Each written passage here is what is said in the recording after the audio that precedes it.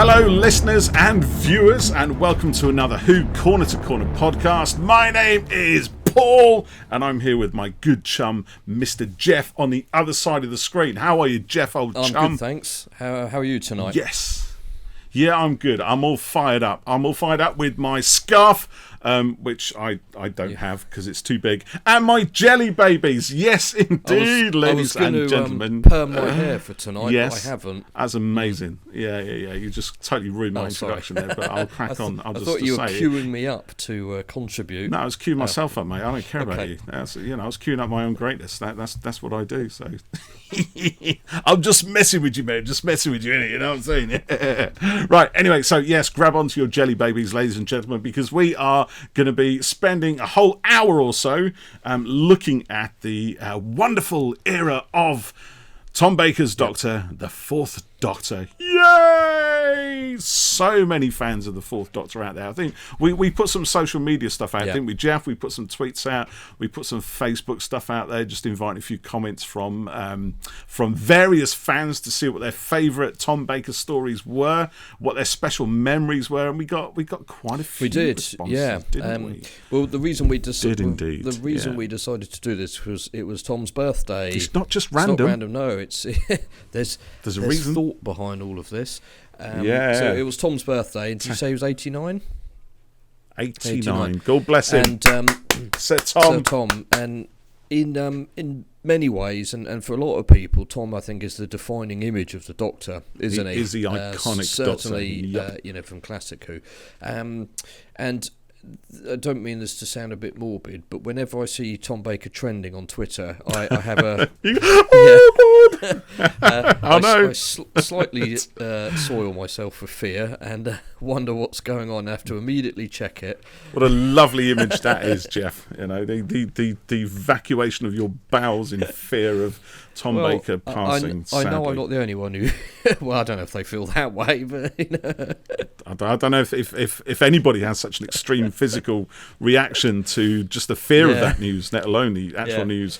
And I hope it doesn't happen for a long time. I like to think he's unless you've got a shovel around near you. He's or some cat litter or something. You know, some Fuller's Earth just to sprinkle around you. Why are we even talking about this? This isn't in the plan. We've got lots of content to cover. So honestly, Tom is beloved by every Whovian, I would think, millions. And there's just something about him, isn't there? Tom is larger than life, and some actors are long associated with a role, whatever the role it might be, and Tom is absolutely the Doctor, and that's he embodies the role. He embodies it, and does he not? Yeah, no, he does, and the line of Tom and the Doctor and which one starts and ends where, I think was who knows? Yeah, who knows? Does Tom know, or is there even a line between them? Was there ever a line? It was blurred long ago, but Tom plays. He plays it all up. He said in interviews, he loves the sort of adulation and the attention, and he knows how to spin a good yarn and talk a bit of cobblers and get a laugh. And I'm never quite sure, and I don't know if he is either, but how much of it is being made up for effectively attention in a nice way, and how much of it's genuine. But then you think he's had quite a mad life, and probably actually it's all true with just some tiny embellishments. And I think he's obviously done other things since he finished the role on screen, but nothing was as identifiable as this. And when you say Tom Baker, it's the Doctor, and I said it's the Doctor. Some actors are known for certain roles, but or they might have a couple of roles that they're kind of well known for, but I just think Tom having this identification and an association with the Doctor and how powerful it is, I think is great, really. And he was just still is, the curly hair, the slight mad twinkle, joy in his eyes as well, and that. He's been slight mad. Yeah, just it was completely bonkers, and the height of him and the clothes he wore, and even today he just seems kind of sparkly and joyful, and he's looking, he does. He's looking a bit thin now and a bit frail, as is inevitable for his age, but he's still sharp as anything, and witty, and great fun, even if he's perhaps a bit slow on his feet. So we're very lucky to have, well, we're lucky to have all of the actors that have been involved in the show, I think, but it's particularly like that Tom came back to it, because he didn't want to do Big Finish for a long time, did he? And he kind of he didn't want that.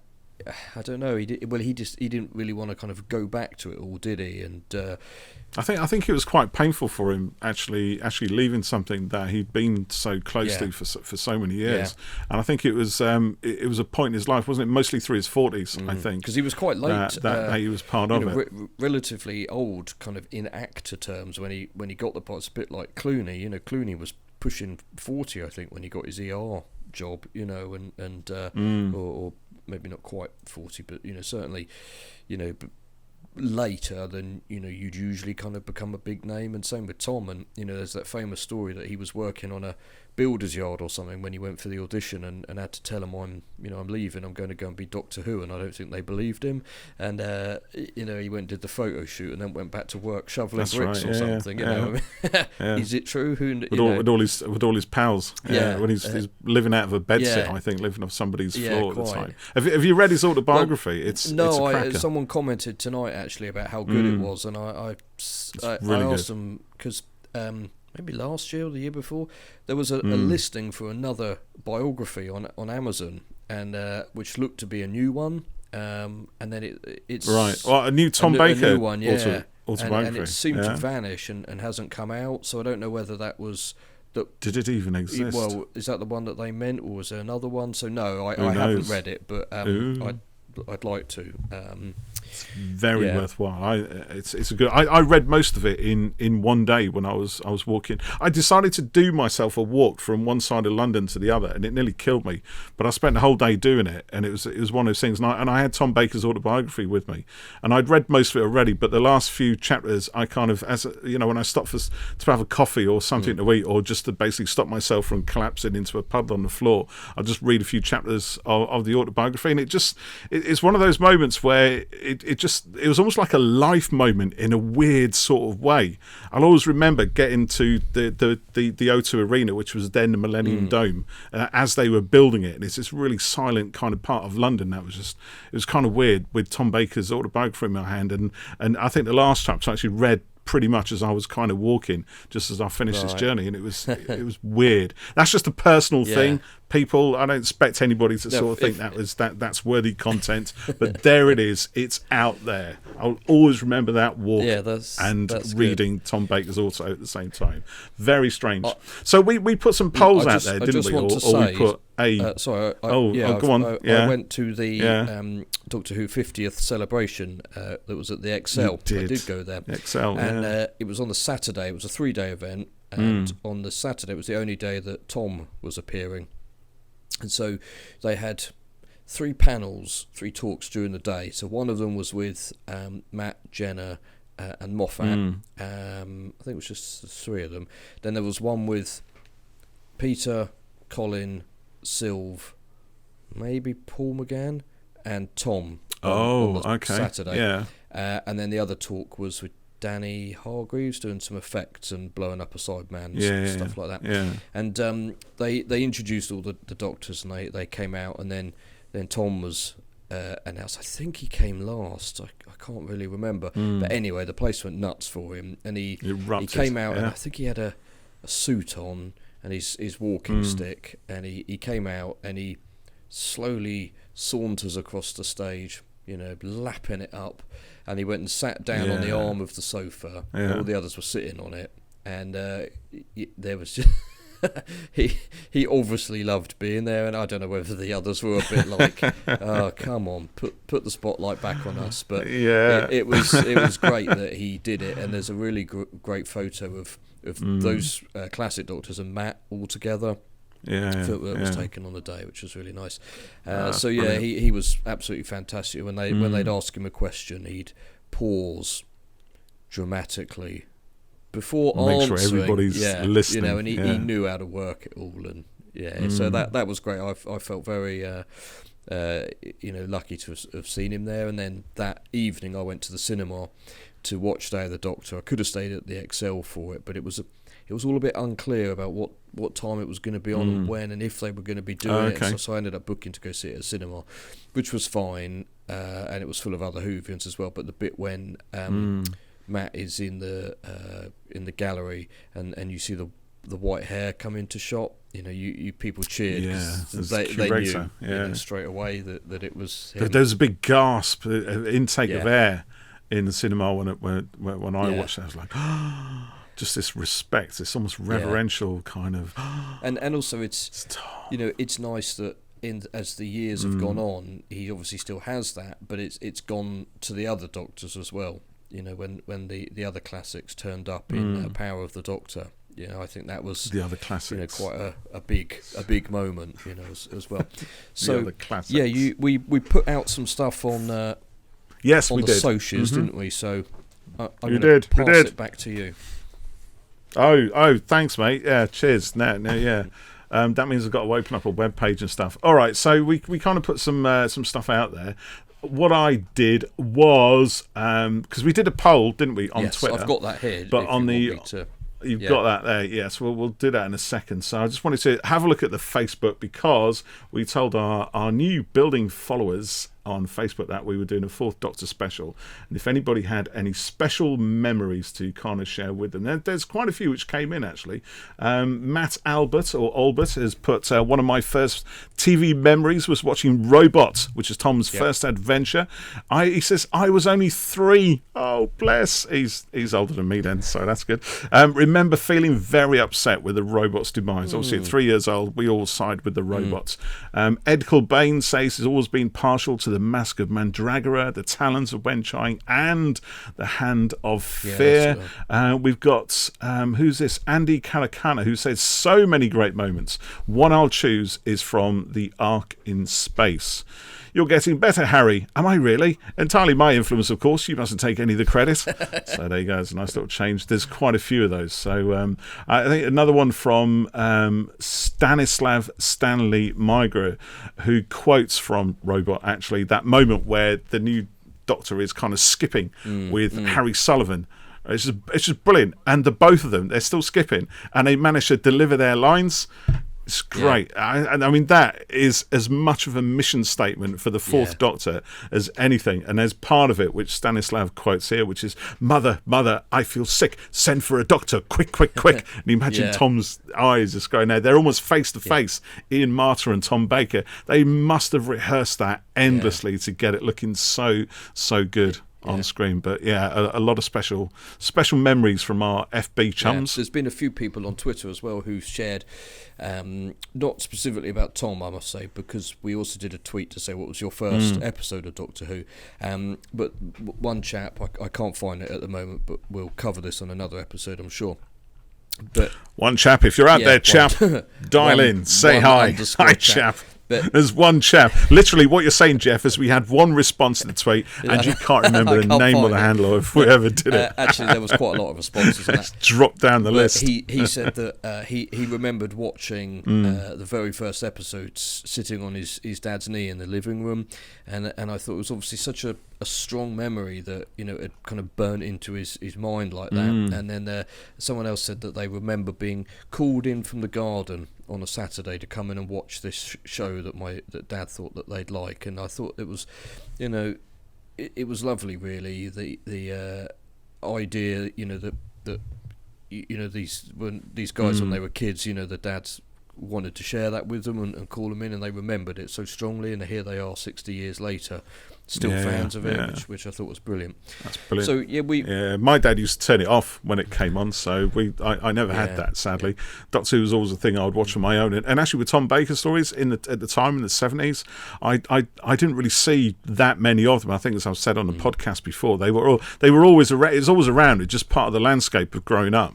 But I rarely used to actually sit through an episode, and certainly never sat through a story. So I only ever remember fragments, the occasional cliffhanger, like the cliffhanger to City of Death when Scarif pulls off his mask, the Brains of Morbius arc in space, just a few little bits, more probably from season 17 and 18. Remember being entranced by Destiny of the Daleks and the Creature from the Pit. And then I think at season 18 I actually managed to win the remote control. My dad was always wanting to watch Buck Rogers or specifically Wilma Deering, and I just wanted to watch this weird Doctor Who thing, because Doctor Who was getting a bit weird in season 18. It was very different, but we'll probably come to that, no doubt. So it's always been part of growing up, I think. So a lot of special I things. didn't watch it. Memories. That's the I word. was too young to watch Tom when he went out. Just throw that one in. Say, it's going to sound. It's a little nipper. Sound insulting. Well, you're sort of late 70s, aren't you? Is that when you were thrust into the world? Essentially, you came flying out. The 80s, really. November 79. All right. It might as well be. Right. That's still the 70s, mate. Might as well be the 80s. Still the 70s. It's got 7 in it. Well, if ABBA were current, it's the 70s. So I didn't see it all then, and as I've said on here before, I really sort of started watching when Sylvester was the Doctor, but I do remember bits of Peter playing cricket, and I kind of remember glimpses of Tom. So there must have been repeats and things like that. So I didn't really watch a lot of Tom stuff until probably really when the show came back in 2005, and I started to kind of go back into things. Right. Then You went through the back catalogue. And as I've also said before, at that time, a lot of the classic DVDs were really quite expensive for sort of what you were getting in terms of it just being one story, So I bought a number, and I had quite a lot of Fourth Doctor stuff, but it's with the collection sets that I'm getting to see a lot more. And it's a bit like with the season 2 collection for the First Doctor, which is actually I've never seen most of the stuff on there before. And it's given me a new appreciation actually for the First Doctor, because in my head he was always quite sort of crotchety and grumpy, but actually he's not. There's a lot more to him than just that. This is the thing. I think this is why Terrance Dicks, great though he is, and a lot of other writers, I'm singling out Terrance Dicks, but when they do that one-line description of the Doctor as a slightly, often grumpy, slightly crotchety old man, that becomes ingrained in your psyche. But season 2, particularly of William Hartnell, he's cunning, he's sly, he's funny, he's treacherous, he's manipulative, he's childish. All of those things. There's so much variation in Hartnell's performance. Been really enjoying it, and actually thought, God, all these years I've kind of not gone for the First Doctor stuff much, because I've I had that thing in my head of him being grumpy, and from what I have seen, kind of thought, that's true. But I must admit, when I started watching season 2, I was like, what the hell? This is not what I was expecting at all. Have you watched the Romans yet? I just got to the cliffhanger on the episode before last night, actually, when the TARDIS falls off the cliff. So I can't remember what the episode was called, because like I said to you before, you've got the main story name, but then each it's the rescue, isn't it? That's before so where Vicky comes into it, Maureen O'Brien. That's a great story. It's really good. Well, we'll talk about that another time. I like the sort of twist in that as well.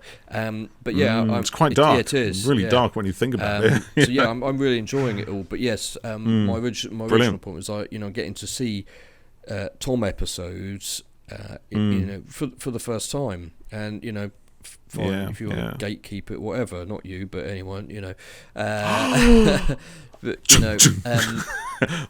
it's a financial thing, and blah blah blah. But it's great, and it's kind of all of this stuff is here, all this 60 years of history, and the idea of someone going, oh yeah, I started watching Doctor Who with Christopher Eccleston. You go, well, actually, there was 25, 6, whatever years before that to watch.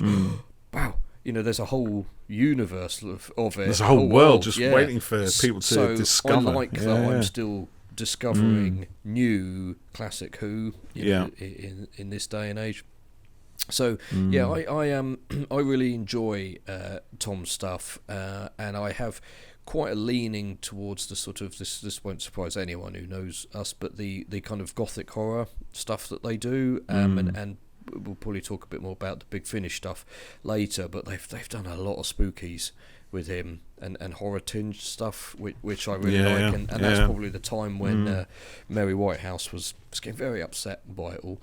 But yeah, so go back to the poll, which was the original point of this ramble. We wanted to run a poll to chuck out some episodes to see what people voted that we should do a bit of a rewatch on, and we couldn't really decide what we wanted to watch, could we? There's almost too many to choose from. He's got 8 really? seasons worth of stuff, and there's a lot, and so automatically the choice is vastly outnumbers the other Doctors. So we put up Nightmare of Eden, which is a favourite of mine. I love the man. How do you pronounce them? The mandrels. Mandrels. They look so cool. The kind of little tentacly things and that sort of slightly kind of triangular sort of head, and that I think they look great. The big eyes, the big glowy eyes. Yeah. And that's a great story. I really enjoy that one. We put City of Death, which is probably a bit of an obvious choice, and it's a bit of a runaway. That was, one. I think as soon as we put that in, we thought, why would we put that in? Because it's obviously going to win. We shouldn't have put that. It always does. We put Warriors Gate and Sontaran Experiment, and I will say actually that it's probably the same with most Doctors actually, but it feels more so with Tom. But there's always a handful of episodes that are their classic ones, and City of Death and Genesis of the Daleks are Tom's kind of those are the sort of go-to for his Doctor. Do you know what I mean? And I do know what you mean. They are brilliant, but know, like, we didn't want to put Genesis down on this because it's been done to death, and everyone knows it. And we put City of Death, and it's great. But maybe we should have gone for something a bit more less well. Hey, you put the Sontaran Experiment in there, which is kind of a curveball. Well, I like that one. It's really good. But people were quite pleased to see Nightmare of Eden listed, weren't they? And I felt that it absolutely, deserved I think that a bit more love. It's if you haven't seen that one, what, Nightmare of Eden? Well, you've seen it, I'm sure. Loads of times, mate. I love it. I think it's great. It's sort of it's a bit of a metaphor for drugs, isn't it, in a way? With an allegory for drugs. What's the difference? I don't know. I just thought I'd sound clever. I see. You thought you'd outsmart me, but it didn't work. Yeah. No, exactly. Yeah. So the Dr. Romana 2 and K9, they end up sort of involved with, it's like 2 spaceships that have kind of fused together or something, isn't it? They've kind of crashed or I love that. Actually, nice bit of little sciencey codswallop going on, which is good. So you did two spaceships materializing out of hyperspace or something in the same place. It's that kind of thing that if we were a bit like World Enough and Time and Dr. Falls for some reason, that ship, right, where one end is near the black hole. Do you know what I mean? It's a bit of a Moffat-y kind of, felt like a sort of idea he'd have. Paul's pulling a face that says no, I'm just trying to see it, because I'd never thought of that before, because like you got a black hole and you got this warp thing, but I get it. It's a sci-fi enough idea of astronomical, astrophysical thing fusing together.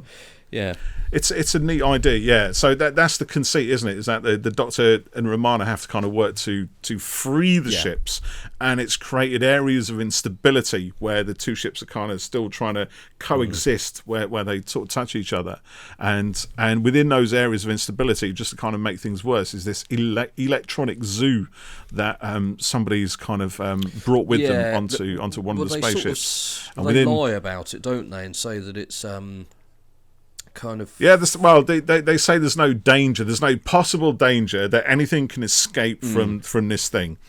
And then of course the mandrels from the planet of Eden, which is contained within the doodah, they manage to escape through those areas of instability. And there's a link there to the drugs, which I won't spoil for anyone who hasn't watched it, because it's brilliant. And it's a really tight story. That's what I like about it. I'd never seen a Nightmare of Eden. I read the Target novel years ago and remember being really taken with it. And I thought, actually, and I noticed it was written by Bob Baker alone. And Bob Baker always wrote stories with his pal Dave Martin. They had an argument or something, didn't they? And well, no, I don't think it was an argument as such. I mean, they were working together right through the 70s, and they did loads of things together. They for Doctor Who, they wrote things like Claws of Axos. They wrote the Sontaran Experiment, actually. That was another one of theirs. Hand of Fear, which saw Liz Slade and Sarah Jane sort of leaving. Underworld, I think, did they write that one? I think they did, actually. And then Nightmare. But what had happened, I think, Dave wanted to try writing novels. I think that was his thing. He wanted to do more novel work. And Bob Baker wanted to get more involved in the production side of things. And I think he now, or he actually then somehow a few years later, obviously went to do stuff with Aardman Studios, the Wallace and Gromit. Is it Aardman? Is it Ard? I think, yeah, those guys anyway. And he wrote those scripts. They're Wrong Trousers and, if you Curse of the Were Rabbit and all that sort of stuff. So yeah, I was sort of transgressing a bit now. So, but I remember thinking, well, actually, maybe Bob Baker should have written a few more on his own, because I love the plot line of the story. I think it's, everything in it just makes really nice sense. There's a nice bit of sciencey stuff, which I like. That's always going to get me interested, and it's central to the story. It contributes to the story in a really good way, and there's a good old runaround between them as well. The story goes from beginning to an end, and it kind of raises the sort of tension. And I must admit though, when I finally got around to watching it, I was a little bit taken back by how cheap it looked, which is it almost seemed, and actually not partly that, but also partly the performances as well. Like the guy who plays Trist, I can't remember what the actor's name is now, but he must have the most dodgy accent in the whole lexicon of dodgy accents. I don't know what it's trying to be, and there is this element which kind of runs through season 17 of that sort of that kind of comedic element, which I sort of like, but there are times when it seems to run a little bit off the rails. And with the accents, it certainly goes into that territory. But the story itself, I think, is absolutely sound. I think it's great. It must have been difficult. I mean, season 17 always came in for a lot of abuse when I was sort of growing up in the 80s, and I was told by various gatekeepers older than me that nobody liked season 17, and it actually wasn't allowed. You weren't allowed to enjoy the Horns of Nimon or Nightmare of Eden or any of that stuff. And Destiny, the Daleks, even was a bit of a fence setter. But City of Death, of course, yeah, that's an undisputed classic. Everybody's allowed to like that. In fact, if you don't like it, then there's something wrong with you. You're freaking weird, frankly. But I think we need more love for Nightmare and Horns of Nimon and Creature from the Pit. It was interesting with the poll comments. So Michael Reed, who's at Michael_Reed, says, "I've never seen Nightmare. That gets my vote." Brilliant. There you go. That's a good one to start with. We had Punished Star Wars fan, who's at Punished Jake 2, had to vote for City, but Eden is very underrated and misunderstood. Totally agree. Yeah. What you just said there about City of Death was interesting. So Living Life Naked, who's at Paul Nude is Best, which is a great username, says City of Death will win this, though it isn't that good. And then he's put a shocked interesting shock and then horror. He says, but it's written by is it that he good? Says it's written by Douglas Adams, so it must be good, right? Tom is becoming Tom, believing he's bigger than the show. Show is becoming slapstick. Julian Glover's always reliable, but Warriors Gate is much more engaging. So that's quite interesting because, like I said, City of Death is great, but it's kind of a classic Fourth Doctor go-to episode in my view. But what you just said there, where people back then were like, "Oh, you can't like season 17 unless City of Death," maybe it's because it was a Douglas Adams thing. It was. There's huge respect for Douglas Adams. And there are I mean, City of Death, it is a very sparkly, joyous script, and I do love it. I do enjoy it, but that doesn't mean to say I don't enjoy the other ones in that season. Yeah. I mean, I'll tell you for what, I remember, and again, another one I came to from the books. I remember reading The Horns of Nimon, which is a tiny book. It's really, really slim. And not actually thinking anything of it particularly. And I remember reading loads of stuff in Doctor Who magazine of the 80s and all the Peter Haining books and various other fanzines and things. And it was like Horns of Nimon was treated horribly by the fans. You know, it had no respect. It was a pantomime. It was a complete piss take of all the greatness that Doctor Who used to be. Look how far it's fallen with the Horns of Nimon. It was regarded as the absolute nadir. And I used to think that was the truth when I was a kid. So I didn't ever really want to watch it. I only got the novelisation of it because I thought I just needed the complete set. And I don't really remember much about the story. It just seemed to be a bit of a runaround. But when I watched it, I thought, well, what's everyone kicking off about here? Because, again, like Nightmare of Eden, the story is sound. I think more so in this one, the performances do tend more towards the kind of pantomime and light-hearted melodrama.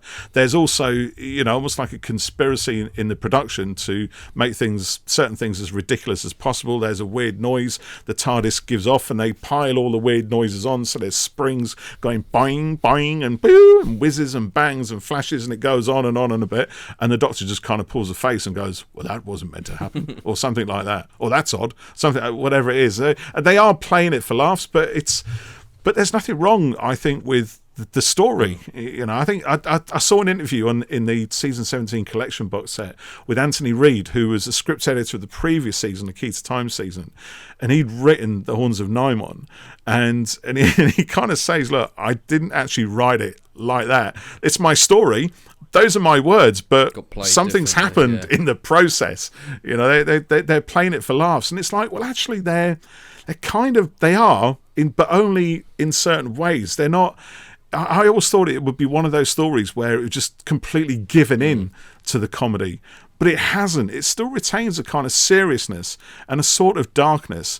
And actually, Anthony Reid doesn't get away scot-free because he must have written the best line in the whole thing, which is the pilot, the Sconnan pilot, who captures all the teenagers to take them to the sacrifice tribunal thing, tribute, that's the word, and he calls them weakling scum.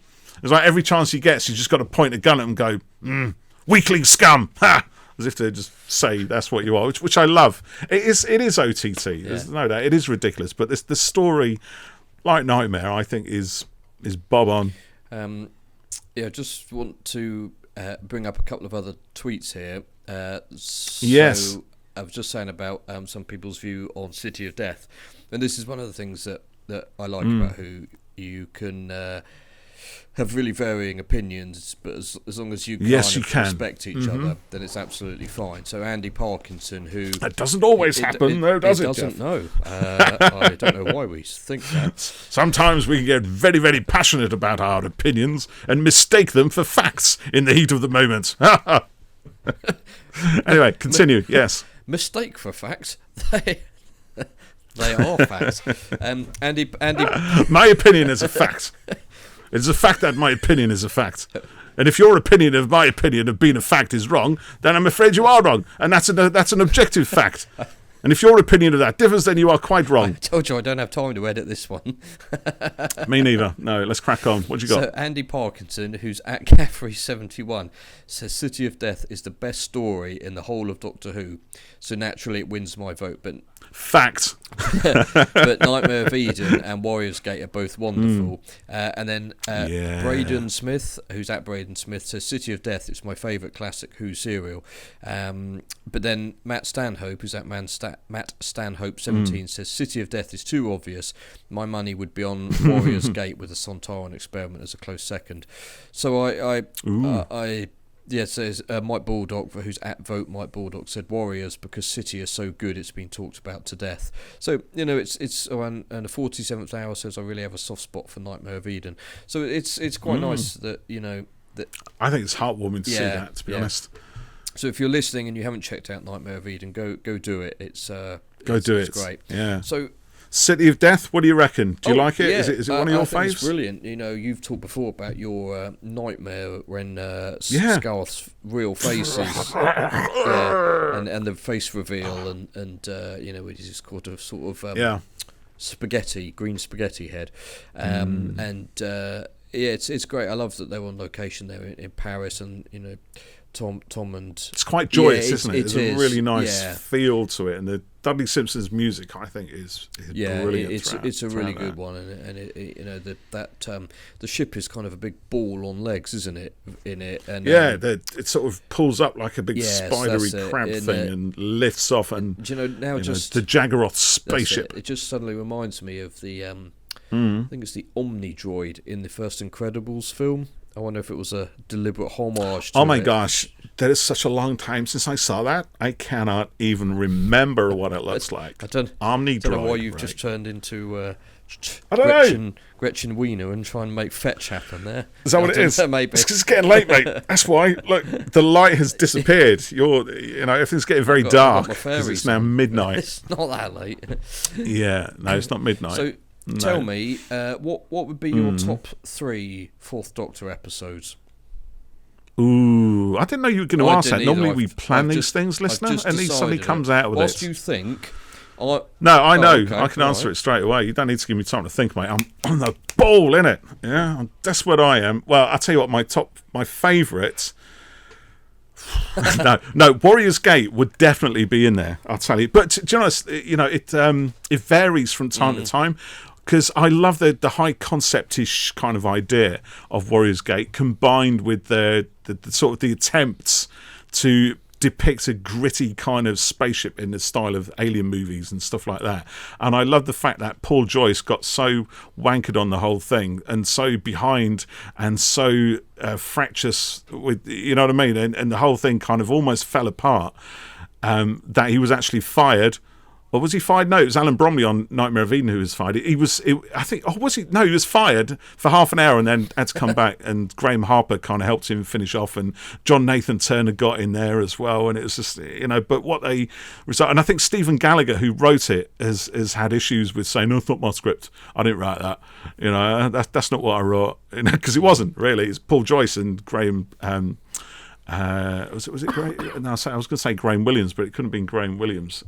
But anyway, Christopher Bidmead, that was it. It's Bidmead and Joyce who kind of rewrote Gallagher's script, and I love all that. But what they produce between the three of them, in whatever ways, is unique in the entirety of Doctor Who. I think there is no other story quite like Warrior's Gate. It's sort of like Midnight. There is nothing else like it. So I really do like that. On the other hand, I think Horror of Fang Rock has got to be one of my all-time favourites. It's a masterclass in very, very tight plotting and tension, and it is just a brilliantly written story with a watertight plot. It is just astonishingly good. It's Terrance Dicks writing at the absolute height of his powers. So that would be in my top 3. I also, and then it would kind of fall down. So I've got things like, Logopolis, which I love massively. But then you've got Genesis of the Daleks, which I also like. And then you've got things like actually Robots of Death, which is another watertight plot. I love it. So this is where it's really difficult to find a top 3 somewhere. But I think, I'm not sure City of Death would be in my top 3. It would be in my top 6 or 7. It'd be in my top 10 somewhere, possibly. And so would Pyramids of Mars, actually, which is often a classic, great one. I kind of a bit disappointed with that as well. I think it's good up to maybe part 4, then it all gets a bit kind of standard. But again, the premise, the world building, the idea of the Siren, the Sirens on Mars fighting amongst themselves and that becoming ingrained within Egyptian mythology. I love the idea of that, and I would love to see that in the new series. It would be brilliant. We get Gabriel Wolfe as the voice of Sutekh. So, there's so much good stuff within Tom Baker's era. Even towards there's always this sort of dichotomy in that period of time where you hear about the Philip Hinchcliffe, Robert Holmes era being part of a golden age, and I can see why that is. And the second half, the Williams area, where it becomes a little bit more jokey, a little bit lighter, and Tom's kind of, brutalizing the directors and having his way with everything and just dominating it, the whole proceedings. And then you get the sort of book, the J&T era, season 18 at the end, which is so different from all the rest of it in terms of its tone and its style and everything else. But I find positive stuff within all of those eras. I don't necessarily hold that golden that Hinchcliffe Holmes era as a god tier golden age. I think it's good, but I think actually the stories are relatively light. They're impactful in terms of their imagery and what they kind of pull from the whole sort of Hammer horror B-movie monster movie kind of vibe. And most of them do something original with it, but more often than not, and Talons of Weng-Chiang is a really good example. Brilliant story, brilliant performances. Everything is really, really great. But the last episode, it just hinges completely on a shouty villain getting more shouty, and I just dislike all the shouty villains. It's like they're just one after the other, and they all just go. What's his name in The Hand of Fear?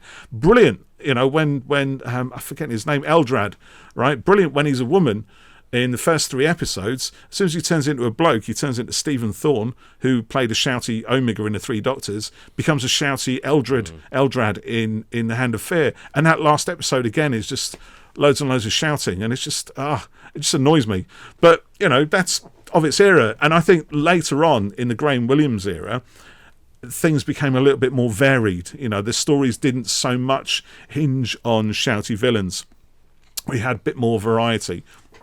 That's my thoughts on a thing. So sorry, Jeff, you did ask me a very simple question, and I would say it's taken me 10 minutes to give you a very long-winded answer. So what are your top 3? Go on, share. I like the Sontaran Experiment.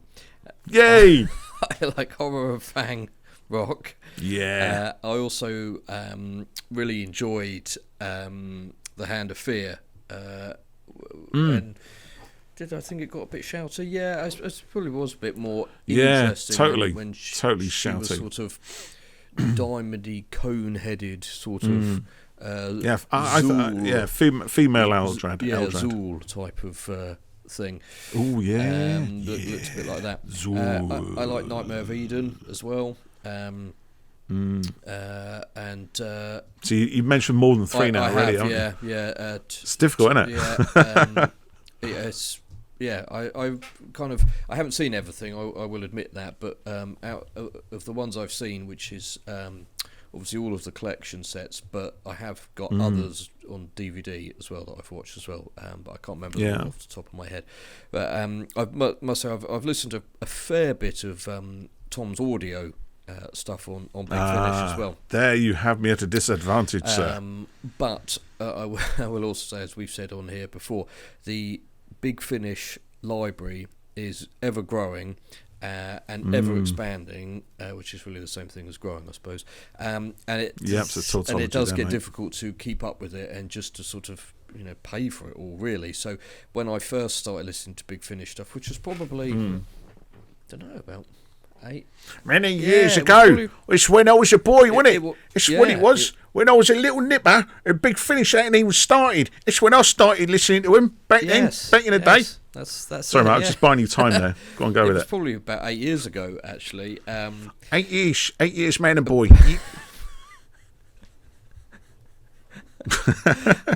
Go on, just go. I'm trying. Go on. So I have mentioned my old lady. She's trying and all. Tries me every bleeding day, I tell you. Every bleeding day. Go on. Right. Go on. Carry on. A couple of them that I've really liked, and I have mentioned these before, but I'm going to mention them again. So The Haunting of Malkin Place was a really good one, which I listened to on a train, and it was a little bit scary. You like the scary ones, don't you? The Doctor and Romana hear about a seance and a medium. And he doesn't believe it. Is it with the Ouija board and stuff like that, or is it holding hands in a darkened room? It's that type. Is anybody there? And it ends up we're quite a unsettling cliffhanger on the first first episode, I think it is. The Silent Scream was also good. That was a kind of golden Hollywood type set, you know, at the time when the silent films were giving away to the talkies and stuff, and people sort of losing their voices. So that was good. And then there was another one called Labyrinth of Buda Castle, which was sort of a riff on like Dracula type stuff. A little bit. Oh, okay. So anyway, I could go on. I can hear you tapping your hands there, but there was a lot of really good stuff. The English Way of Death was good fun. I like that actually. That's based on a book, isn't it? That's a past Doctor Adventure book, which I have up there somewhere. It came out with Romance of Crime at the same time, which I think is that's another good one actually. Zygon Hunt, that was good. Crooked Man, that was really good. That was about kind of a creature made out of books and things coming to life, out of, like concepts from books and stuff. So quite spooky. But yeah, they've done a whole load more recently with Tom, and he's recorded years worth of stuff still to come. So I must kind of get back into his things. He tends not to do these. To carry on there. He tends not to do these box sets like they do with the Eighth Doctor and things like Stranded or Dark Eyes. He will do more kind of two story releases at a time, you know, so they're kind of standalone or very loosely connected. So I think it's a little bit easier to kind of get into it in a way than needing to, you know, to look at it and go, oh god, I've got to buy what effectively amounts to 16 discs. Remortgaged the ass again. Exactly, yeah. So I've really enjoyed the Big Finish audios with him. Maybe we should. We do need to do a Big Finish audio special again at some point. Maybe we can another one. Have a May as well got to spend money, Jeff. I can lend you the discs. So, did you have any other comments on the Facebook page?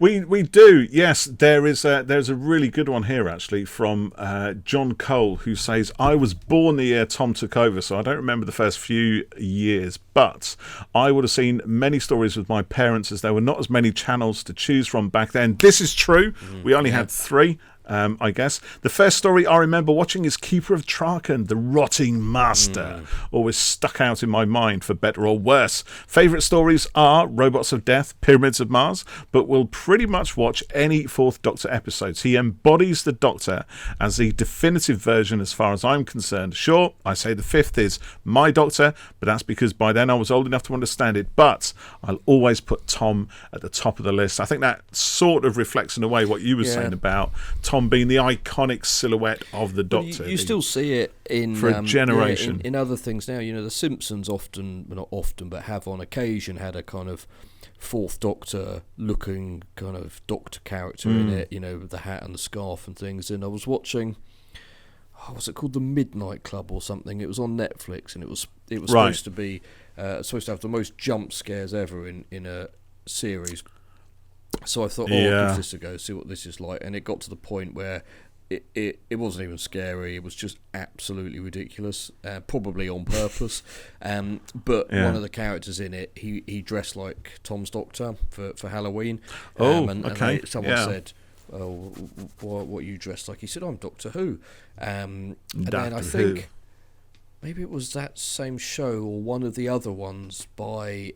I can't remember the guy's name, Mike something, who's the sort of creator of these things, a bit like Haunting of Blythe Manor.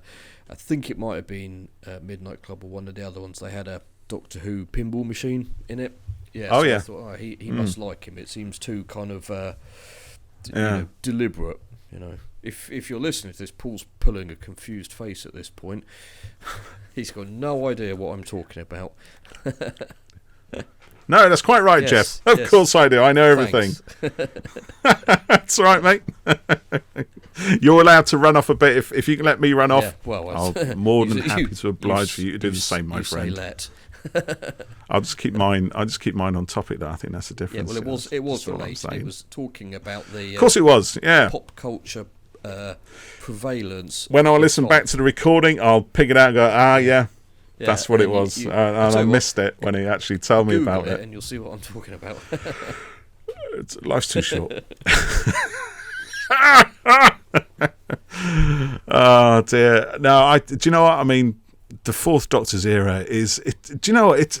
I'm pretty sure I've probably said this on a podcast as well, right? But I did a rewatch of all Jon Pertwee stories, who again was a very strong Doctor. I mean, those first three Doctors, Hartnell, Troughton, Jon Pertwee, for the whole generation of people who grew up, when they were 5 or 6 when Hartnell started and became teenagers into the 70s, and then had sort of Tom Baker, but their childhoods would always be those first three Doctors.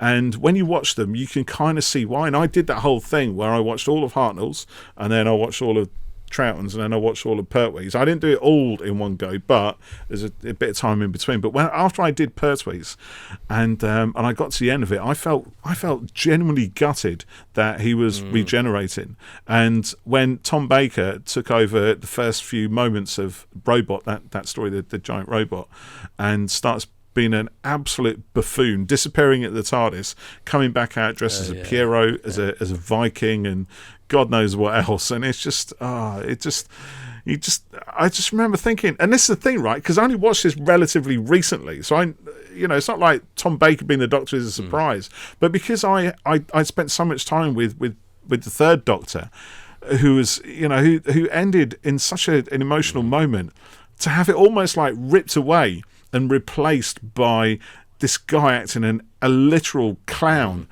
Somehow, I don't know, it's weird. It sort of felt weirdly disrespectful almost, and I actually felt quite angry, knowing that Tom Baker was still going to be a great Doctor, because obviously I've seen them all and read all and everything else, but it's different. It reminds me, it's very difficult sometimes when a Doctor regenerates. You can get emotionally attached and invested in one Doctor, and when they're taken away, you feel that loss. And for them to be just replaced, it's difficult.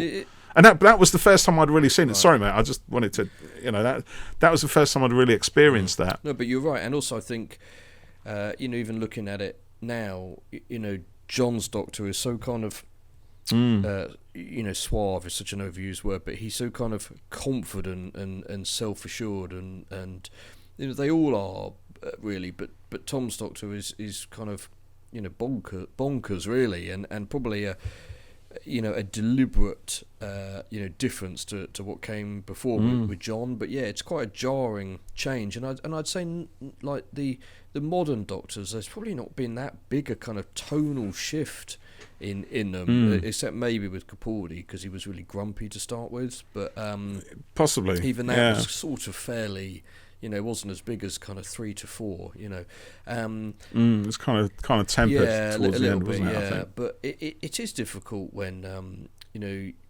any Doctor regenerates, but particularly the one that you've become attached to. We said it before.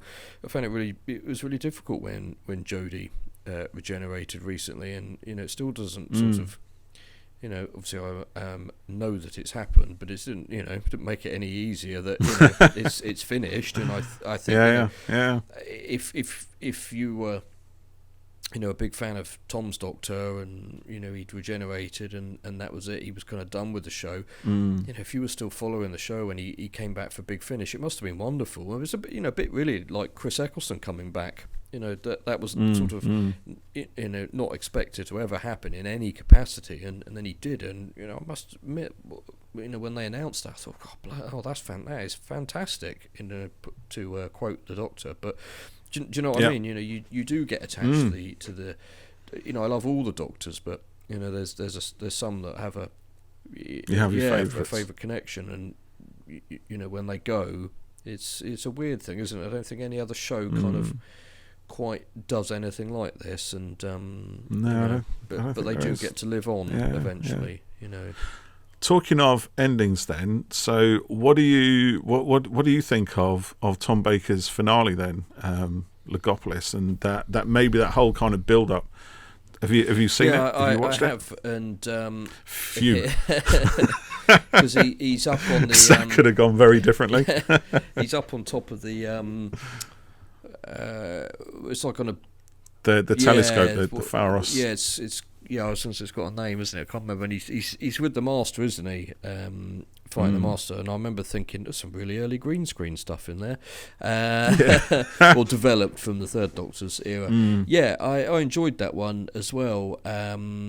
What's the is it Vale Yard in that one? The white kind of mummy sort of looking. The Watcher. That's it. The Vale Yard's the Watcher. Black attired character, isn't it? Yeah, because that was sort of never really explained, was it? But it kind of doesn't. Well, no, it was kind of fudged. It was at the end. The Watcher kind of melds into the Doctor's body. And it's quite interesting how they did that, actually, from a technical point of view. But that's not really what we're talking about here.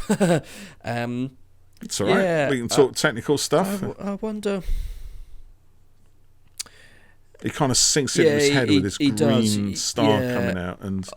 Is it Nyssa who says it? The Watcher was a Doctor all the time, or something. So it was almost like the Watcher is kind of that sort of halfway phase between one regeneration and another, and is kind of stuck there, not able to do anything until events play out in Logopolis. It's a good concept, and it's a shame it was not sort of explored more. Maybe it is on audio. I don't know, because we were talking recently about, I think it's called the Lumiette on the Missy audios, which is a sort of halfway kind of regen. What did I think of Logopolis and the end there? I wonder if Tom was kind of running out of steam a little bit and unhappy with, this is the time when he was, notoriously crotchety, wasn't it? And he so kind of identified with, Sarah Jane and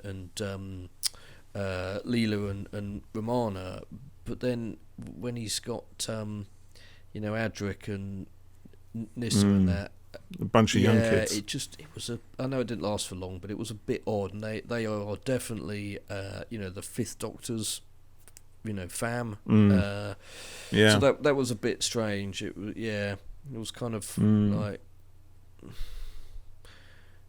Yeah, it was a sort of odd farewell, I think, really, for his Doctor, unlike any of the others, probably, because of the Watcher and stuff.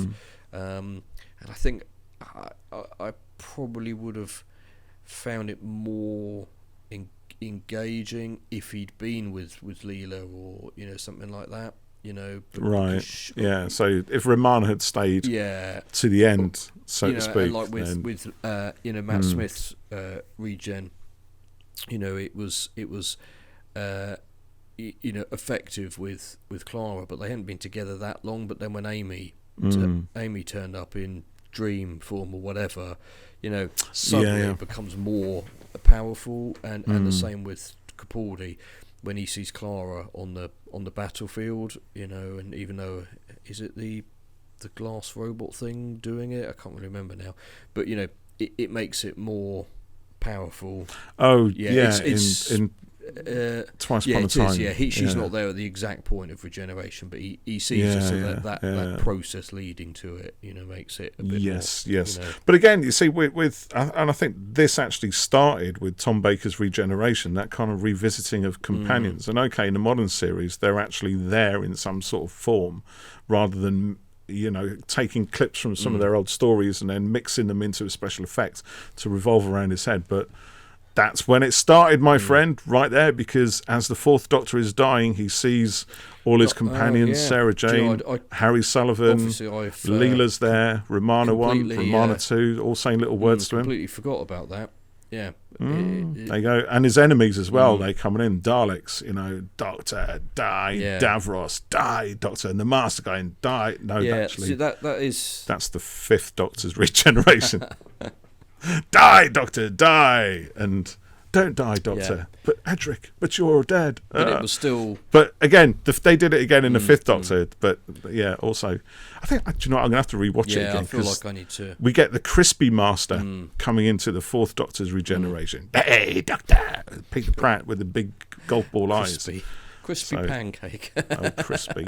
Yeah. It's good. I have to say, I mean, season 18 is my all-time favourite of all the classic series. It's the one that feels the most thought out, the most. It's got a lot of structure to it, and it has a beginning and an end, and it starts with the story, The Leisure Hive, that is very different in some respects to what went before it. So the story that we would have seen before that would have just been the Horns of Nine one. If it had come off the back of Sade, it probably would have made a bit more, seemed a little bit more seamless, I guess.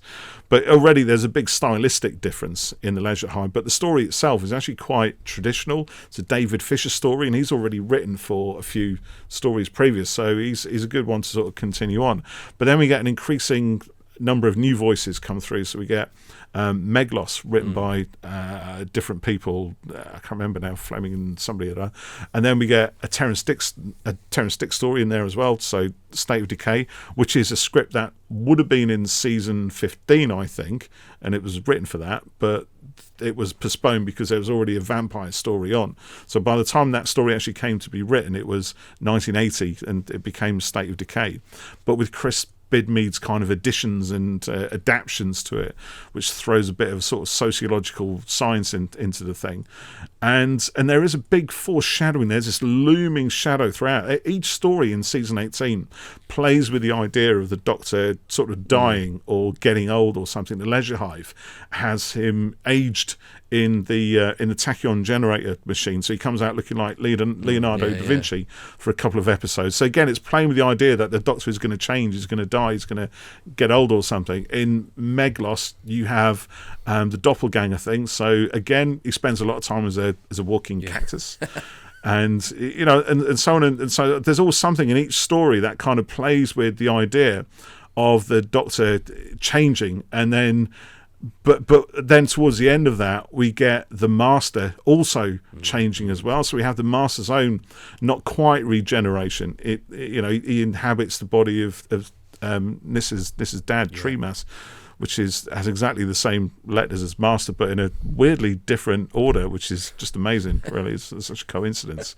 And I remember that grandfather clock disappearing and the Master's face at the end of Keeper Traken. And that is, I kid you not, those stories there, coming out of Warrior's Gate, going into Keeper Traken, through Logopolis, that is when I really started to take notice of Doctor Who. That's when I started to decide I'm going to stay in and watch it, and I hadn't actually seen The Leisure Hive when it was out, and Meglos and that. They were totally, I just didn't even know they existed. So it was only later when I read the books and watched one UK Gold and then got the DVDs and everything else that I realised that they existed. So then it became, then Logopolis kind of made more sense, or season 18 kind of made more sense. And there's always something in it every time. It's a little bit more sterile, perhaps, than some of the earlier stories. It doesn't have that kind of dark, gothic vibe that the Hinchcliffe Holmes era had. It doesn't even have the comedy that the Douglas Adams, Graham Williams era even had.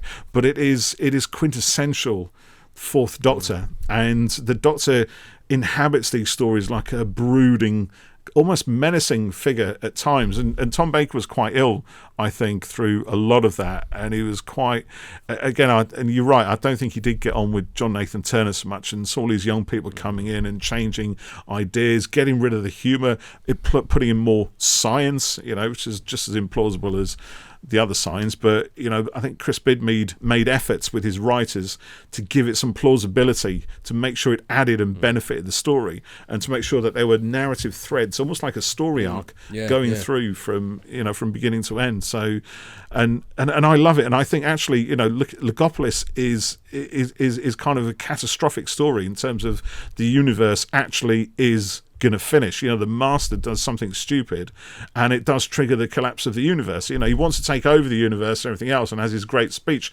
prepared, which has been repeated in the modern series in various ways, I noticed, to great fun.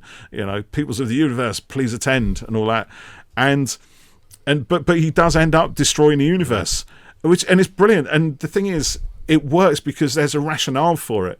You know, the universe is being kept going by these mathematicians who are able to construct matter or change the way matter behaves because they can change the way the mathematics behaves underlying all matter. And it's a great idea. You know, there's something in that is rooted in what we know. Warrior's Gate has the idea of quantum threads going through the universe. The fact that you can tap into those quantum threads by I Ching, for example. You know, the way we divine the future through I Ching, or the way that Adric does it, it's a similar thing. He tosses a coin. You know, with I Ching, you toss a coin 6 times and it gives you a kind of direction that you need to go in. And the idea for that, the science behind it, if you like, is that it taps into sort of quantum threads, you know, the nature of the universe, which, as it turns out, is being manipulated or changed or kept going by these guys, you know, sort of muttering mathematical computations. What do they call it? Block computational mathematics, something like that. I forget what it is now. It's even able to change the way the TARDIS exterior behaves. It shrinks it. You know, the Master throws a jinx into the maths, and TARDIS shrinks. So, you know, the idea of playing around with maths, and you play around with the structure of the universe, I love it. I think it's absolutely brilliant. And you know, I remember just getting really taken by that idea and just getting really into the kind of idea of physics and, you know, astrophysics and entropy and thermodynamics and all kinds of stuff. And when I read The Leisure Hive, the first time I encountered The Leisure Hive was when I read it as a novel later on. And I read all that shit about tachyons and things. I was like, oh man, this is brilliant. I love it. You know, it was all theoretical stuff. But, you know, the one thing I'll close on, because season 17, as I said before, always gets a lot of stick because it's too comedic or whatever. But there's an awful lot of science in that as well. And it's just as bonkers, or just as credible, depending what your viewpoint is, as the science in season 18. You know, Douglas Adams was a big one for high concepts. And he obviously encouraged that through a lot of his writers. David Fisher, you know, who wrote The Creature in the Pit, that idea of, you know, it starts off a simple idea of having a creature that is, you know, that grew up in a... depending on sort of chlorophyll and, you know, plant life and something else, and a planet that is rich in metal, and the two kind of and then you get that whole weird thing about spinning a web around a neutron star and weaponizing it, and you know, that's high concept, fantastical, sciencey stuff. But you know, season 17 and 18 are different only in tone. The production, you know, the tone meeting for one of them, well, there wasn't one, right? But they decided to go just to treat everything as a bit of a laugh, a bit jokey, and that's all right. But if they'd had if they decided on a slightly darker tone, they could have done that without changing any of the scripts, without changing a single line, and it could have been more like season 17. It's just in that difference in the production or the approach to production, you know. But the concepts are still there; they're still strong throughout those last 2 seasons, and that's what I hang on to. I know you and I have sort of gone on about the science of Doctor Who, and it is fantastical and mostly made up, but there within those 2 seasons, and particularly in season 18, they made efforts to make it credible and to make it matter to the story. And that, for me, is why I really started to become a fan of Doctor Who. When Castrovalva picked up with Peter Davison, and it run with this, you know, it took an Isha lithograph of, you know, and that idea of running upstairs and in an endless kind of loop and sort of playing with spatial geometry and stuff like that. I loved it. Cool. I really got off on the science. I kid you not. It was great. I don't care about anything else. It's like, but I was into sci-fi, right? I love fantasy type stuff, but you know, the actual science in science fiction, I've always enjoyed. You know, and unless people make a real arse of it, Kill the Moon. Sorry, don't know where that came from, but see that coming. Anyway, yeah, that's what I'm getting to. But you know what I mean? It's a difference. So, you know, you start the Tom Baker era started with all that gothic horror and those pastiche kind of almost mini movies, the big cliffhanger and the lumbering monster, the mummies, the Frankensteins, you know, all that stuff, which is brilliant. We had alien races that have, you know, we've had mysterious villages.